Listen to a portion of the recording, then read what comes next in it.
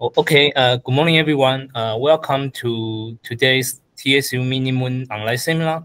I'm Ren Kai-Xu from the TSU, and it's my pleasure to introduce our distinguished speaker, Professor Yang Liu. So Professor Liu is a professor at the National Space Science Center of the Chinese Academy of Science, and with a PhD from Washington University. He is an accomplished planetary scientist who has worked on the major space mission, like NASA's Lunar Reconnaissance Orbit and the Mars Reconnaissance Orbit, and the ESA's Mars Express. He is also a key member of China's Chang'e and the Tianwen mission. So Professor Liu research focus on the formation and the evolution of the planetary surface using the remote sensing, theoretical modeling, and the laboratory spectroscopy. He has published over 50 papers in the top journals such as the Nature Astronomy and the Science Advance. So today, Professor Liu will discuss the fascinating topic of lunar waters, and he will start with the discovery of hydrogen in Apollo sample and water from the Chandrayaan-1 mission. He will explore the finding from China's Chang'e mission and the ongoing question about the origin, the form, and the distribution of the lunar water. He will also introduce the scientific goals and the payload of the Chang'e 7 mission. So please join me in welcome Professor Yang Liu. Professor Liu, please. All right. Okay. So first of all, thanks for the invitation to this seminar. So it's my pleasure to talk about the water on the moon. I'll talk about what we have learned from the past missions, and also including the Chang'e mission, and also I'll talk about what we will learn from Chang'e missions. So my name is Yang Liu. I'm from NSSC CES.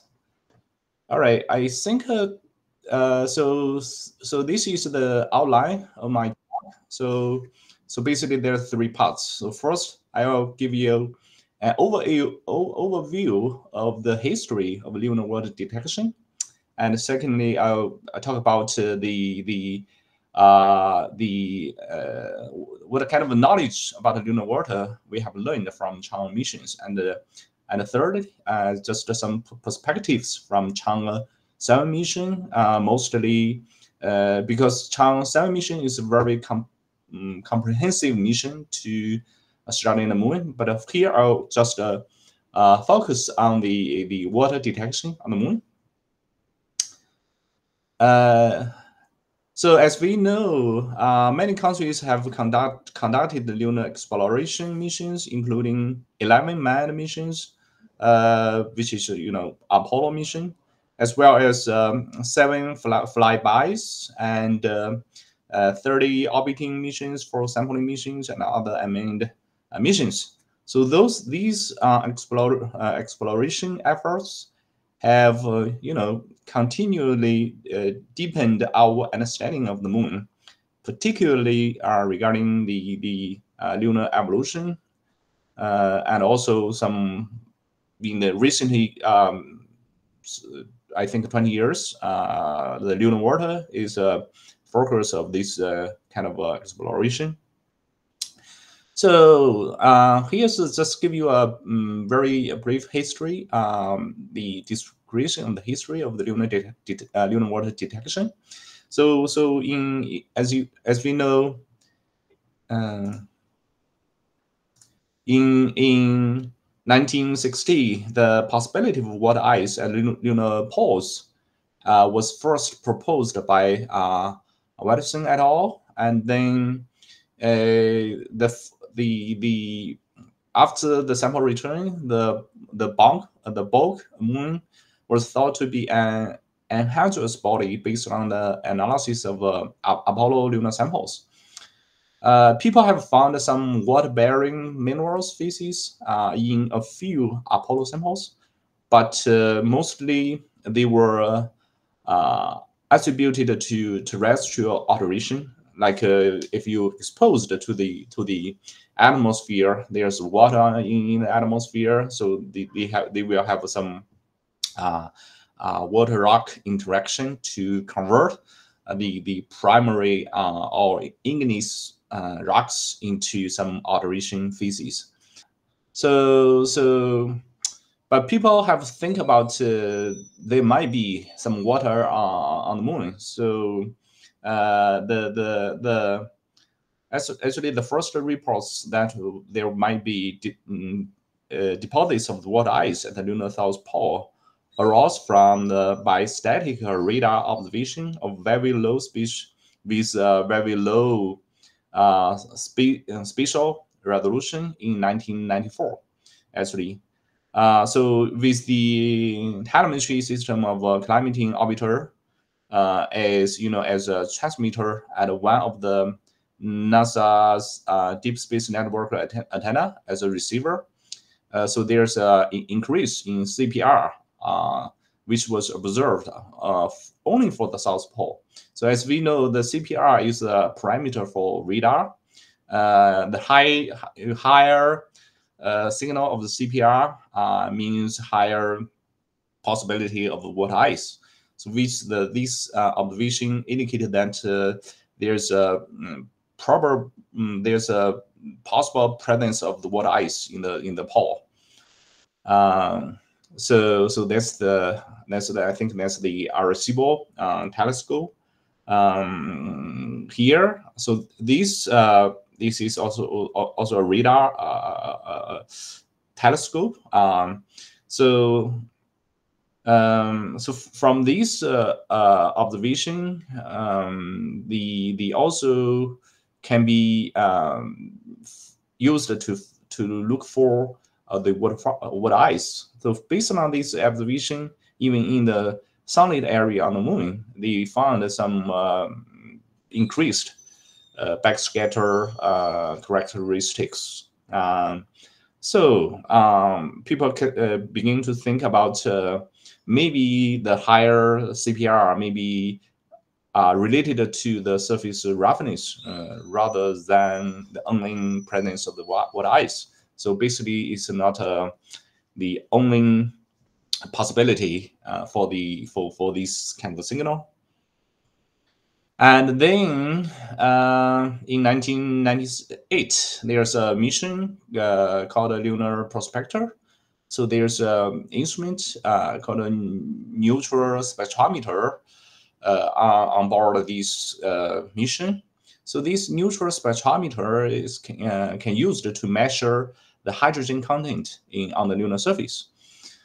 Based on their observation, based on the results, we can see that in the polar region, it apparently have a much higher hydrogen content, which may exist in large quantities as water ice in this kind of a PSR.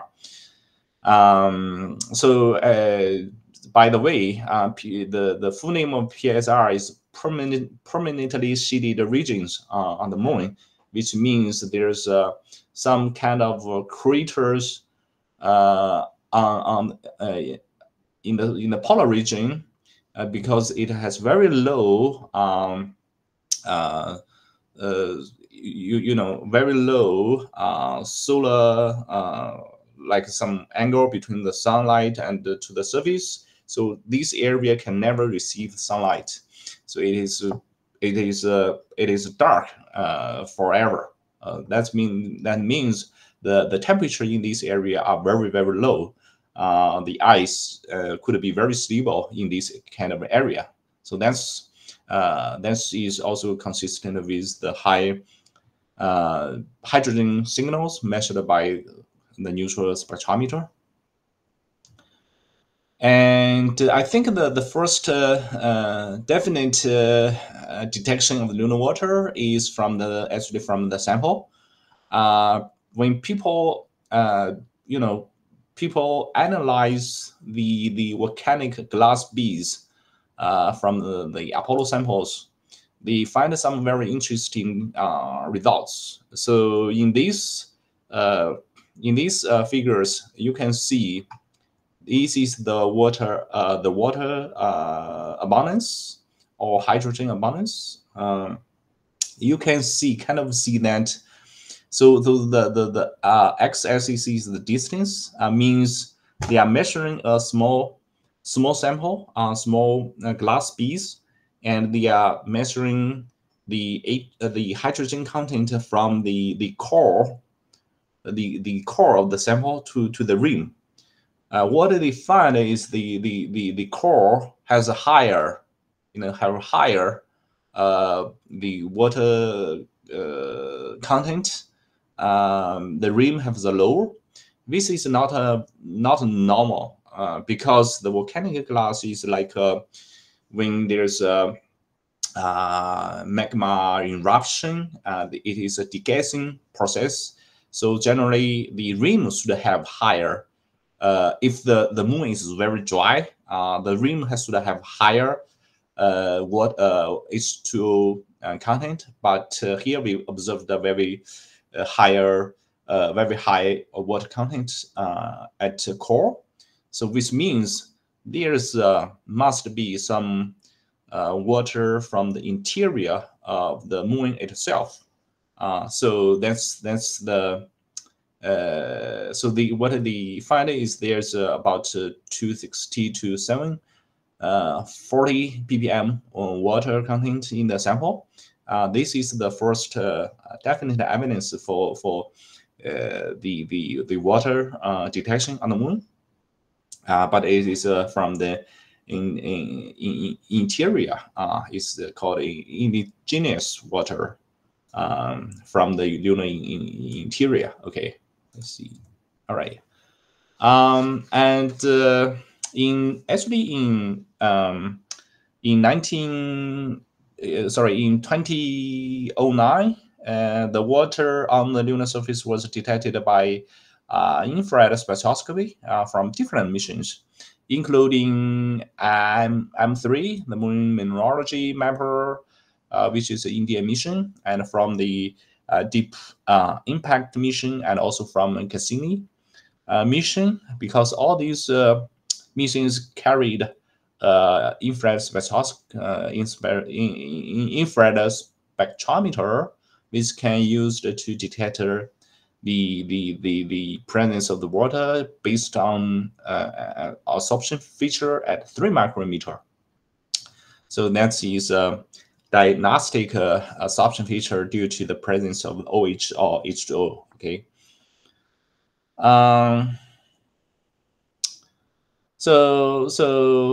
Based on the previous analysis, near-infrared reflecting spectra by M3 suggests there's enhanced water content about from 150 to 400 ppm in lunar pyroclastic deposits. Those kind of deposits is these actually volcanic deposits due to the magma eruption. So those are from the deep lunar interior, which means water is actually in the moon, and the moon is not entirely dry. So there's a lot of water inside of its metal or the magma, right? And then there's also another observation called Sophia. It is used to do some infrared astronomy observation, but it also have an opportunity to observe some area on the moon, and they get some very nice signal. But this it is thermal infrared spectrometer. So we can see the wavelengths from 5.6 to 6.5 micrometers, which is not a reflecting spectroscopy. It is an emission or thermal spectroscopy, and we can observe the very nice emission due to the presence of the water at 6.1 micrometers. So that is also a very nice observation of the water on the moon. It's actually in the sunlit region, and not in the permanently shaded region, or not in just normally in this area. So which means water could presence on the surface of the moon everywhere. But of course, the amount is to be different. Depends on what kind of source they are. I will talk about there are some other source like the solar wind explore implantation. Here in the previous slides, it is due to the interior water. Okay. All right, and there's another very famous mission called L-CROSS, Lunar Crater Observation and the Sensing Satellite. It is a impact mission, this mission conducted an impact of the Cabeus crater at the South Pole region, and then there's a lot of plume ejected due to the impact mission. Due to this kind of big impact, okay, and using the spectrometer on board this mission, they observed about 5% of the water in the debris plume, okay.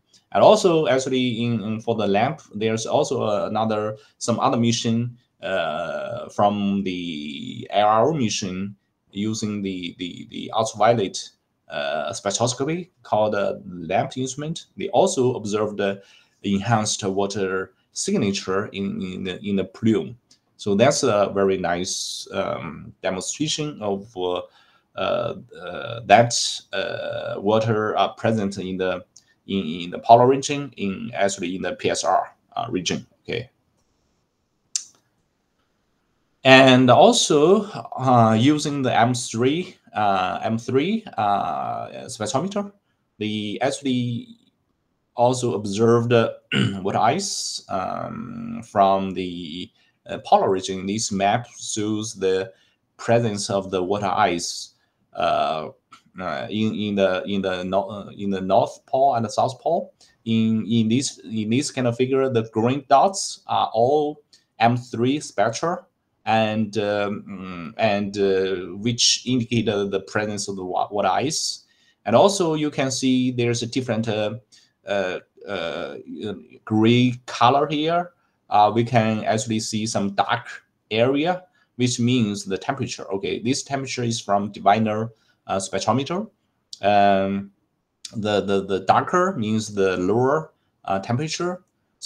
So you can kind of see that in the area with a very low temperature, which is the darker area, we see more detection of water ice in these areas.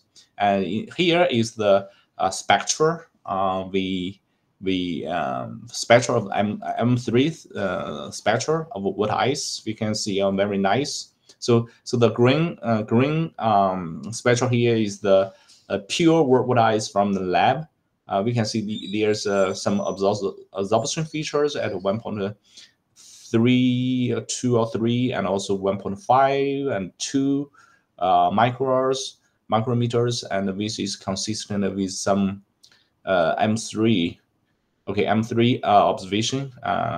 So we can use those comparison of the observed spectra with laboratory spectra to identify those kind of water ice. Okay, and then so here we get to the second part, which is which is the findings from current Chang'e missions. So here's the lunar exploration program. So which have basically currently have 4 phases.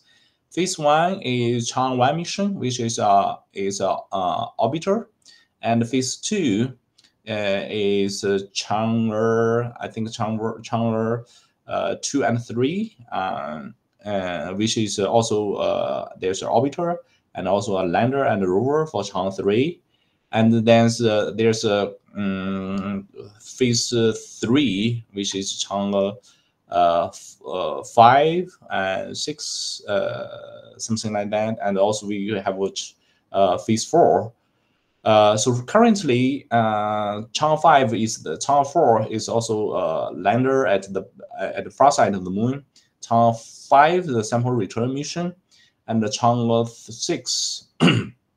Chang'e 6 also is the backup for the Chang'e 5. It is also a sample return mission, which has successfully launched in May, and I think it will return sample. I think today, the sample will arrive on Earth. I think it is today. So we'll get a sample for the far side of the moon, and then we have Chang'e 7 and 8. Chang'e 7 will be launched in 2026, and Chang'e 8 will be launched in 2027 or 2028, which is TBD. Okay. So today I'll mostly talk about current findings of the water on the moon based on Chang'e 5, our observation. Okay. So here's the Chang'e 5 lander. So it has mechanical arm which is used to do sample collection, and also there's a sender. After we have the sample, it will rise and then go to the orbiter, and then we have a transfer of the sample and then go back to the Earth.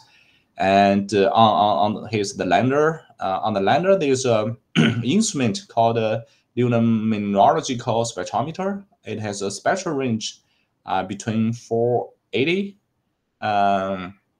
to 3000 nanometers, with a spectral resolution between 2.4 and to 24.9 nanometers, with a very high spatial resolution, 0.4 to 1 millimeter per pixel.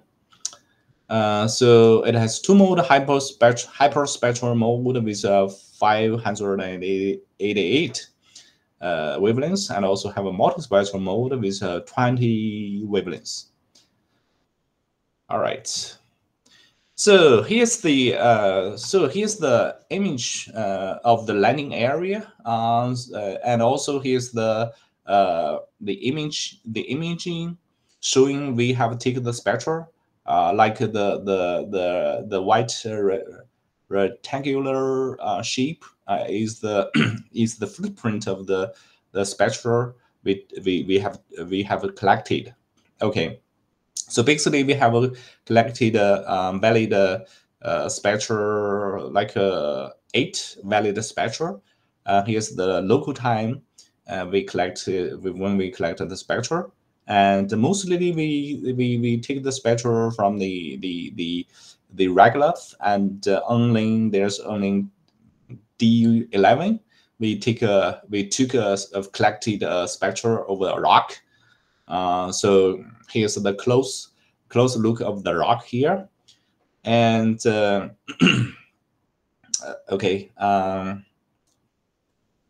and here's the close look of the spectra here, and some of them are before we scooped the sample, and like the D9 is the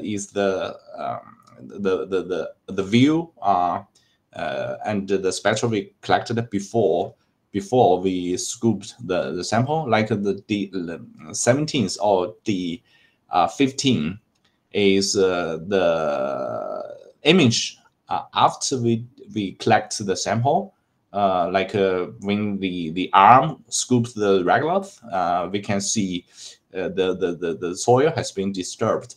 So we took the spectra both before the collection of the sample and after collection of the sample. Okay. Here's the spectra. We can see densities from 1 micrometer to 3.1 micrometer, which is very important to extend the spectra to 3.1, because for the water or H2O or OH, we cannot distinguish based on the absorption feature here. But it's very important to have the wavelengths up to 3.1, so we can see if there's any absorption feature at 2.85. As you can see from those kind of spectra, it is kind of hard, right, to observe any absorption feature or any dips of the sheep in this area. That is because in the longer wavelengths, in addition to the reflecting the signal from the sunlight, there's also some thermal emission from the surface of the moon itself, because as we know, any objective, any stuff like with temperature higher than 0 Kelvin, there's a black body emission. There's a thermal emission. So we can see for the moon it has a very high temperature, and for the longer wavelengths, this kind of emission will become very high. That's why we can see there's increased signal with the increase the wavelengths. So we need to correct the thermal emission to see the real signal here. That's something we also do with M3 spectra. Okay. The right the spectra on the right panel shows the thermal reflectance, how the thermal emission affect reflectance spectra. When the temperature is lower room temperature, okay, we have a reflectance like this. But when the temperature increase into like 420 Kelvin, we have a very increased signal here at longer wavelengths. This will largely influence the signal we see here due to the composition of the soil here. So we need to correct the thermal contribution to the spectra. What we do is using some linear relationship between 1.5 micrometer and 2.54 micrometer for the lunar sample. And because 1.5 is recorded as a thermal free band, and even there's a largely increased temperature, we can see there's no increased signal here, so it is a thermal free band.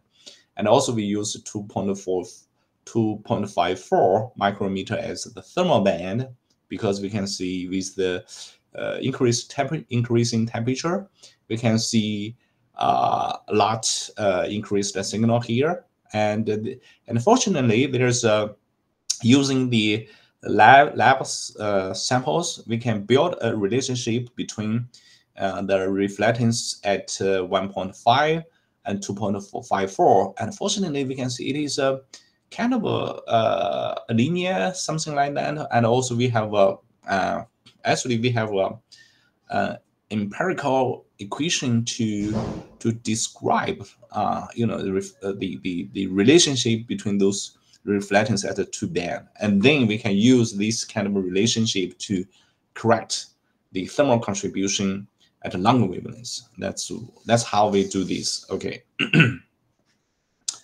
All right. Here's the spectra after doing thermal correction. Remember these part. Before we do such kind of a correction, we kind of see the spectra like this, right? It is all way up as increasing wavelengths, and after the correction of the thermal contribution, we can see some spectra begins to some very nice, very nice, tiny, but also very obvious absorption at around 2.85, something like that. This is due to the presence of the water. Okay, and we did some kind of a further analysis to calculate how much water presence that can cause kind of such kind of absorption, and using an equation called SPAD. We not going to go to very detailed to this, but it is also some kind of equation to calculate the abundance of the water in the lunar regolith. And I think I'll pass this. This is just to tell you that there's some deposition of the fine particles that can transport from the landing area to some area far away. Okay, so here's the results, and we calculated the water content for each of the spectra, and we can see that the rock has a highest water content, which is 181 ppm, and then there's some other like regolith has a relatively low the water content, and and because the metal source of the Chang'e from the sample analysis, I will talk about it later, is very low, like less than 5 ppm. So we kind of want to think about why there's a higher water content in these samples, because from the returned sample from the laboratory analysis, there's very low sample from the basalt. The basalt means that there's some water. We are looking for the water inside in the interior of the moon. Here, there must be some other source of the water to give us those kind of higher water content. One thing we are thinking about is the solar wind. Okay, because the solar wind contains a lot of particles. One particle is hydrogen, and those kind of particles can arrive at the surface of the moon. These can be interact with the rocks or the soil on the moon to form OH or H2O. So those kind of the mechanism we call the solar wind implantation, which is also a very important source for the water on the moon. So we think of what we observed here is mostly solar wind implantation to form those kind of water on the moon. All right, and also in addition to the analysis of the spectra on the lander, so people have done a lot of work using the samples returned from the Chang'e mission.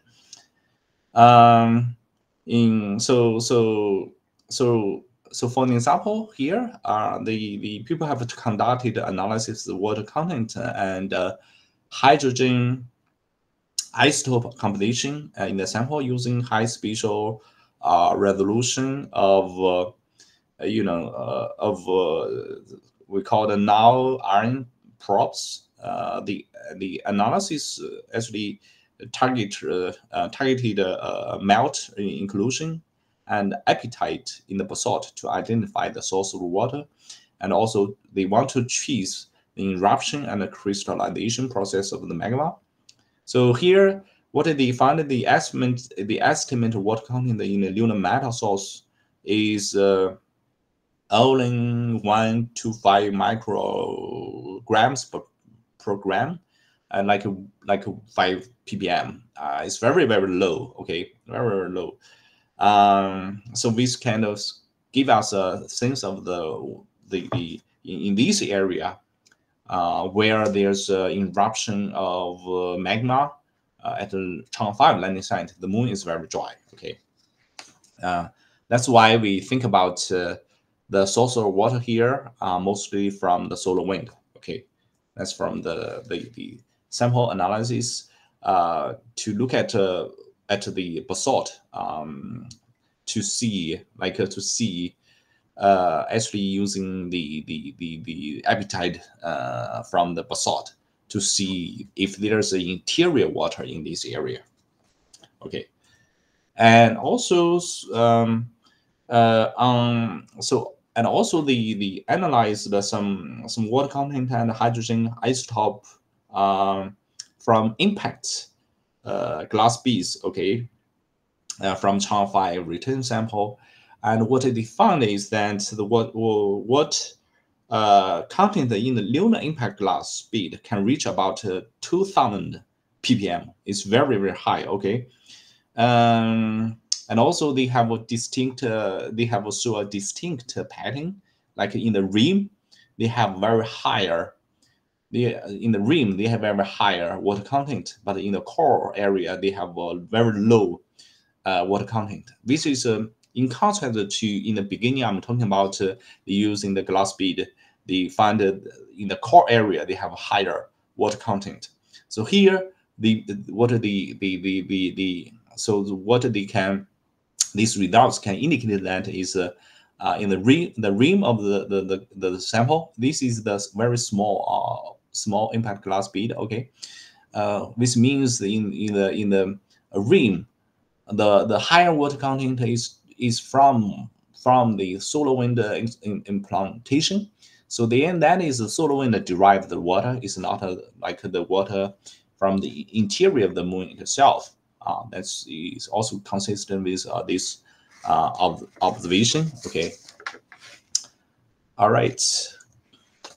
And also the also using now iron probe transmission electron microscopy analysis technique. They also did some analysis of the Chang'e 5 soil grain, not like impact glass just from normal lunar regular grain. And I think they found some similar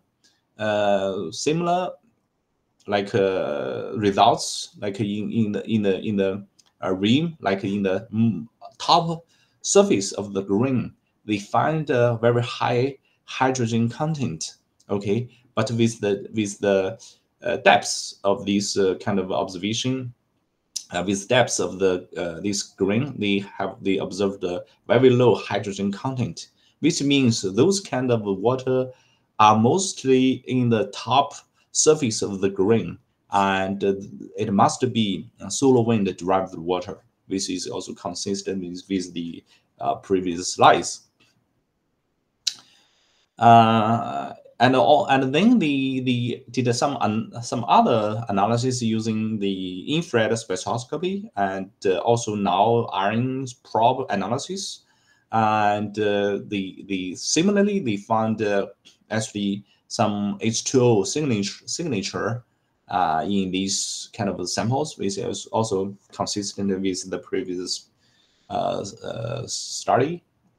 And then later on they did some other analysis using using longer wavelengths, and they observed the nice absorption feature, which is due to H2O. Okay, if we look at the previous slides here, mostly they cannot distinguish if it is just hydrogen or OH or H2O. But here they use the infrared spectroscopy here, like the thermal spectroscopy, like Sophia. they observed nice absorption feature here, which is due to H2O. That's a very nice observation here. All right. Okay. And I think in the next couple of minutes, I will just give you a perspective on the. I think give you a perspective and what we will do with Chang'e 7 mission. And in the last 10 or 15 minutes, I have talked about the new discoveries or new findings from what we have learned from Chang'e 5 mission, both from the in situ spectral and observation of the lunar regulars and the rocks, and also from the analysis of the returned lunar samples, both the glass, impact glass, and also lunar regulars. We have learned that there's water in those samples, and some of them are mostly from solar wind implantation, because the landing area is like the source of the magma is very dry, so the water in the sample mostly from the solar wind implantation. And in this section, I'll talk about what Chang'e 7 mission can give us some further further perspective on the lunar water detection on the moon. So the Chang'e 7 mission is a very complex mission on the moon. So it will have a relay satellite, Chang'e 2, which has been launched successfully this year, I think in March. Because why we need this relay satellite? Because we need communication between the orbiter or lander to the Earth, because the landing area is in the South Pole, which have poor communication between the moon and Earth. We need this kind of satellite, so we can send a signal to the satellite, and then the signal can be sent back to the Earth, okay, from the orbiter. And the main probe, including an orbiter, a lander, a rover, and a mini flying probe. So here's the orbiter, here's the lander, and also has a rover. Here's the relay satellite and a mini flying probe. All right. So here's the main objective of the Chang'e 7 mission. It will explore the environment and the resources in the lunar polar region by conducting a series of steps like orbiting, landing, roving, and mini flying. Okay. Here's the scientific payload for this mission. It has there's some payload on the relay satellite, and also a lot of a payload on the orbiters and some other things. And I just highlight the orbiter, I just highlighted the payloads that we can use to investigate the water on the moon here.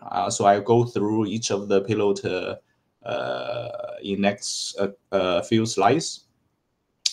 I think the first payload is lunar neutral gamma spectrometer. Those kind of spectrometer, I think I talked about it in the beginning of this presentation. It is using a technique is called a neutral spectroscopy. Can be used to obtain the balance and distribution of hydrogen within 1 meter of the subsurface on the moon, especially in the polar region.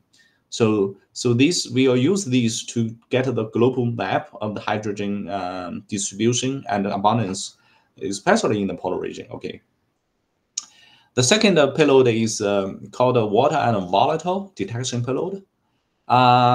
So it actually use that's not the name of the payload. Okay, so basically I named all the payloads using water and volatile detection payloads. So this payload is called wideband infrared spectral mineral imaging analyzer. So these have a very wide spectral range between 0.4 to 10 micrometers, with a very higher spatial resolution.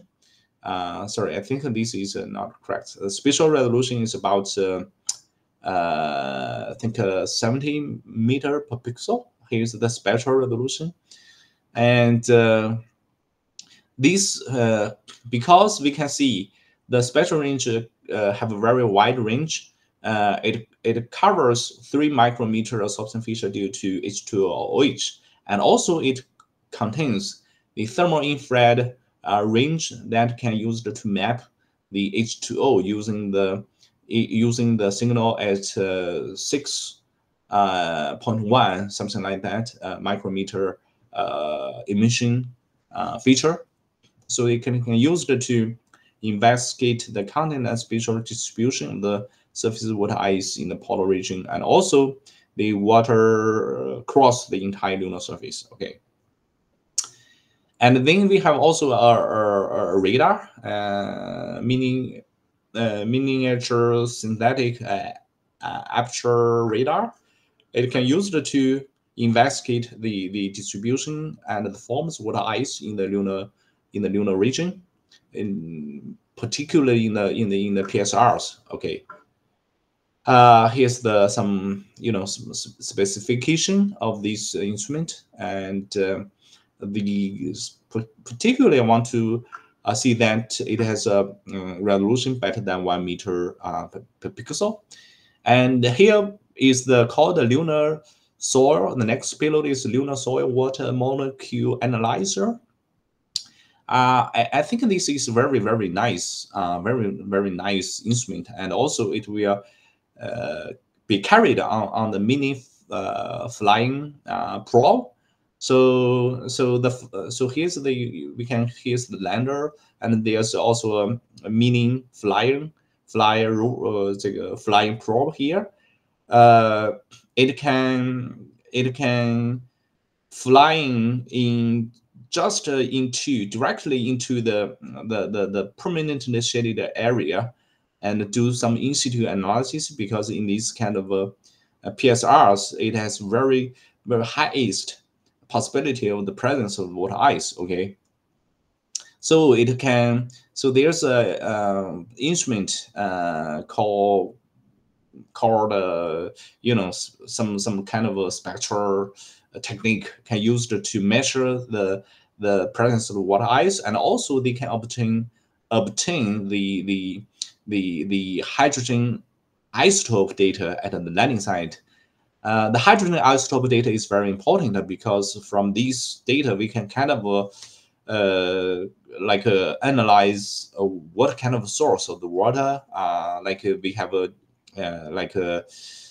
H and we have a different isotope, which means they might be from the solar wind implantation, or from the interior of the interior of the moon, and also they could be from the comet or asteroid impact to deliver some water on the moon. So using the hydrogen isotope, we can kind of distinguish their source. And then there's another called in situ measuring system of water on the lunar surface. So it's actually basically it is a mass spectrometer, can use it to measure the content of water, noble gas, and isotope and other volatiles in the lunar soil. Okay, this is mass spectrometer. So here's the volatile type. They can measure like hydrogen, helium, water, something like this, and have very nice resolution and precision.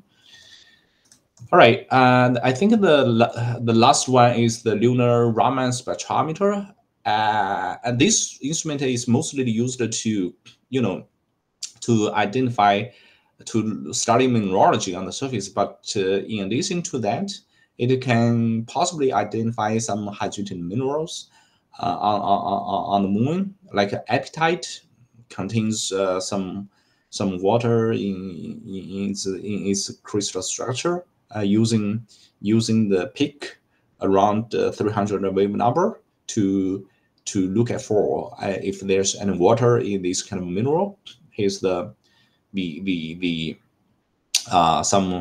parameters of these instrument, and it basically can distinguish between water and ice by the shift and peak position in the Raman spectra.